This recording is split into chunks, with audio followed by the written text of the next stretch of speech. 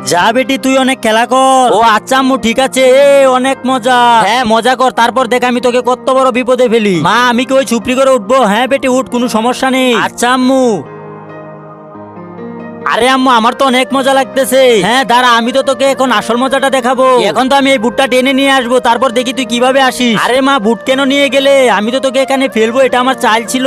এখানে তুই দিনের পর দিন আটকি থাকবি, আর পানি এসে এটা ভরে যাবে, আর তোকে মাগুর মাছে তোকে খেয়ে ফেলবে, আর আমার পথের কাটাও ক্লিয়ার হয়ে যাবে। মা মা তুমি আমার সাথে এরকম করো না, আমাকে বাঁচাও, আমি যাচ্ছি। আরে বৌমা তুমি বেটিকে এখানে কেন ফেলে আসলা? আরে এখন আসলে তুমি আমার মাথা খেতে। এই বেটিকে আমি লালন পালন করতে পারবো না, আমার পথের কাটা তো শেষ হয়ে গেছে। আরে বৌমা সন্তান তো সন্তানের মতন হয়, তুমি এরকম করছো কেন? আরে মা বাঁচাও। আমি তোকে কখনোই বাঁচাবো না। জয় ওই উপরওয়ালার জয়। আজকে উপরওয়ালাকে গিয়ে বলবো আমাদের ঘরে যেন একটি বেটি হয়। বাঁচাও আমাকে, কেউ বাঁচাও। আরে ভাই ওই দেখো, আরে এই বেটিকে এখানে একা একা কে রেখে গেল? মনে হচ্ছে এই বেটিটাকে এখানে কেউ একা একা রেখে গেছে। চল আমাদের গিয়ে বাঁচাতে হবে। আরে আঙ্কেল বাঁচাও বাঁচাও। হ্যাঁ বেটি চল, আমরা এসেছি তোকে বাঁচাতে। আরে বেটারে এই বেটিকে এখানে তার মা বাবা রেখে চলে গিয়েছে, এখন তোমরা এই বেটিকে লালন পালন করবে।